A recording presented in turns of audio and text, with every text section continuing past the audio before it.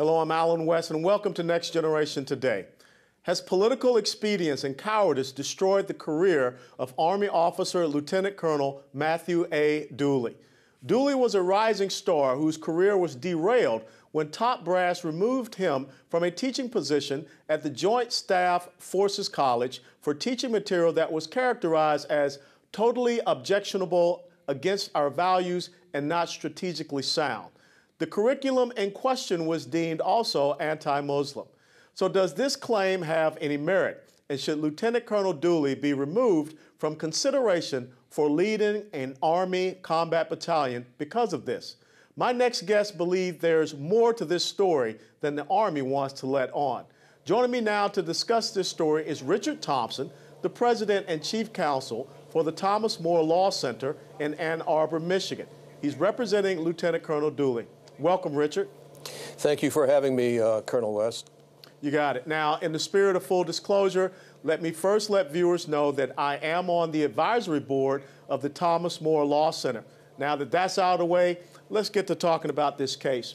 You know, Rowan Scarborough wrote an article in the Washington Times that came out on Sunday that talked about how Lieutenant Colonel Dooley had a board ruling overruled by General Lloyd Austin.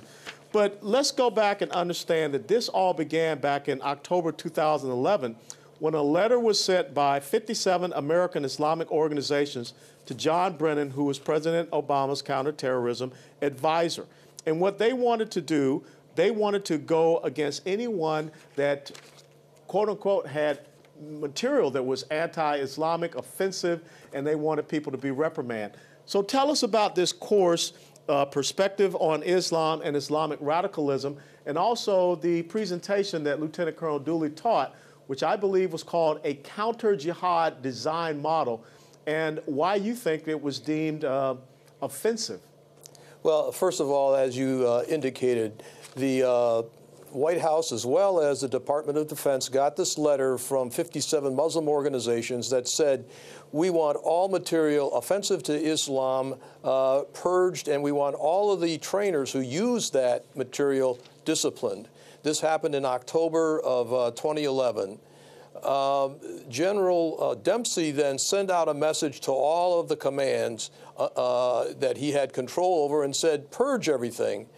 The National Defense University, in which Lieutenant Colonel Dooley was teaching, sent a memo back to the generals saying, we don't have any material that fits your description. All of our trainers and all of our instructors have been vetted, the courses have been vetted, and so left it at that.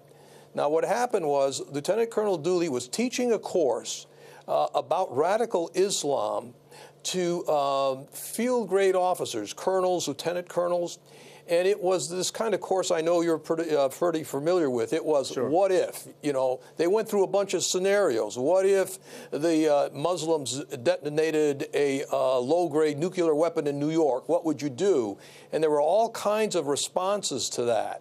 And what happened, a visitor to the class that was not a member of the class heard a part of that, and right away, in violation of the rules that the Defense Department had, non-attribution rules. In other words, whatever happens in that classroom stays in the classroom, leaked it to an internet news magazine that then went out full force and said Lieutenant Colonel Dooley was attacking Muslims. General Dempsey heard about it, sure, and in an unprecedented way, on TV, C-SPAN, publicly excoriates Lieutenant Colonel Dooley, saying it's not a part of the Army values, it was offensive to Islam, it should be removed, and ultimately took the step of firing Lieutenant Colonel Dooley from his position, even though at that time Lieutenant Colonel Dooley was rated one of the top instructors for the National Defense University. His course was demanded by all kinds of students, and he had just tremendous, as you know, OERs, Office of Evaluation reports, throughout his career. And basically, when General Dempsey made those public statements, that ended basically his career. He then got an ordered negative officer evaluation report. They took him off the command list. And it sent a message out. Not only was this a tremendous miscarriage of justice to Lieutenant Colonel Dooley, but I think it sabotaged our war effort. If the military cannot identify realistically who the enemy is, then we're going to lose the war. As you know, Richard, the principle, know your enemy. Let me step in real quick, because one of the things that I do find somewhat disconcerting is that, you know, this was an approved course.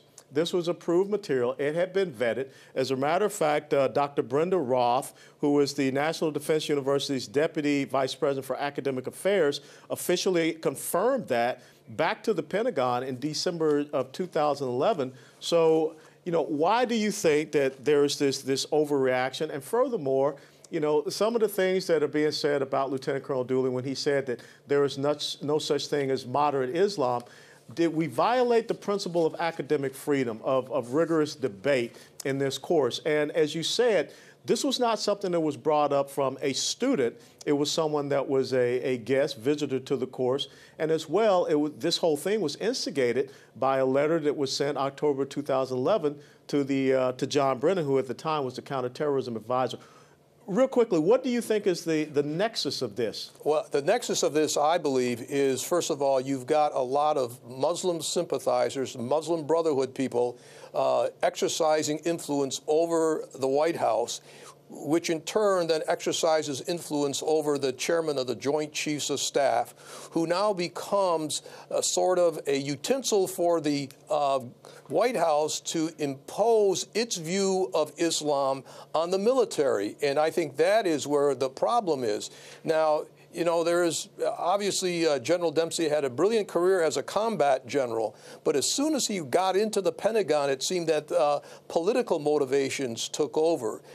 He should have defended Lieutenant Colonel Dooley for the chairman of the Joint Chiefs of Staff to reach down at the National Defense University without knowing anything about the academic freedom that university enjoys, without knowing anything about the non-attribution policies which were in effect at that time, publicly excoriates a junior officer. What do you think is going to happen to that junior officer's career?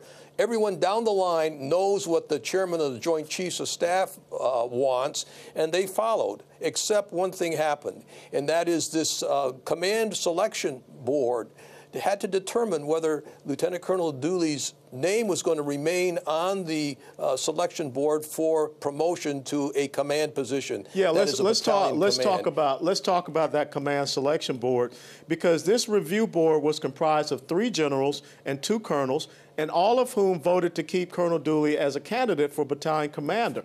However, it seems that that was overruled by General Lloyd Austin III, who at the time was the Army's Vice Chief of Staff and now the Chief at United States Central Command. So again, why would it be that we have these established processes and procedures? And I was in the Army for 22 years, so I understand that.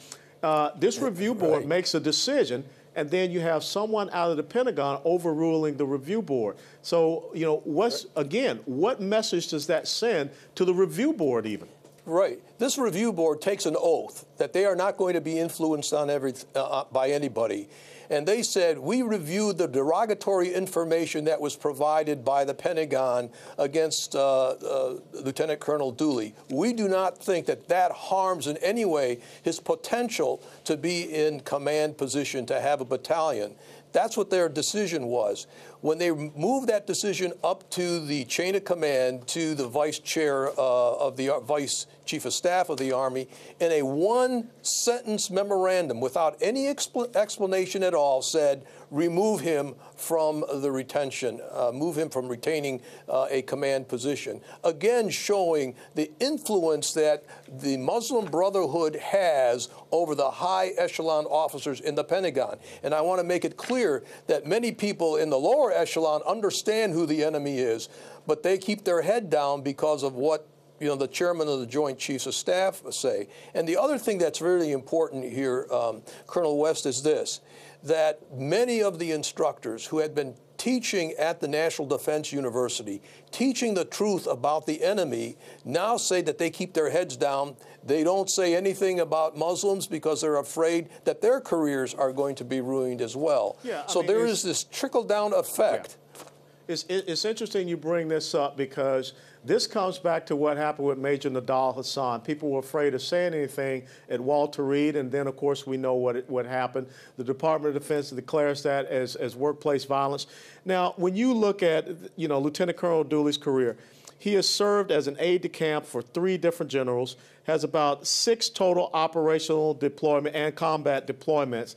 He has been decorated for valor. You look at his most recent officer efficiency report. I mean, this is a very good report. Exceptional officer, one of the top 2 of the 15 lieutenant colonels that I senior rate. Have we sacrificed a very bright star, a brilliant, young officer for the fact of this political correctness? And understand, 57 of these groups came forward to John Brennan. Several of them do have direct correlation to the Muslim Brotherhood. I got about 2 minutes, so what are your thoughts on that?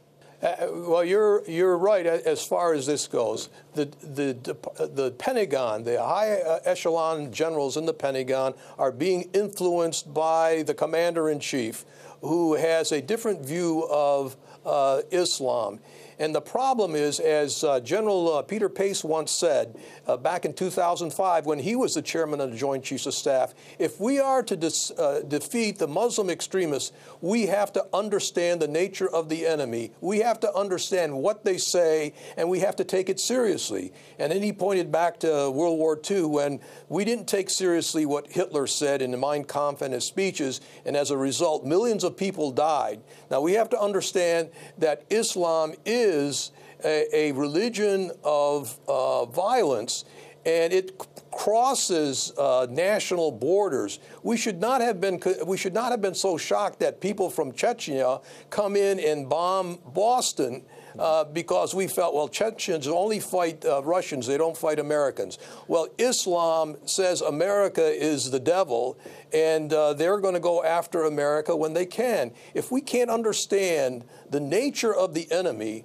then we ultimately are going to be defeated by the enemy. And people like Lieutenant Colonel Dooley, who stand up and speak out, have to be defended. And I think I've heard or seen on your Twitter that people should stand up and defend Lieutenant Colonel Dooley in the halls of Congress. Yeah. This is something that we have to fight and win on behalf of not only the miscarriage of justice for Lieutenant Colonel Dooley, but also for the ultimate national security. Sure. Richard, I got 30 seconds. Are we seeing this type of purging happening in other agencies across the United States of America?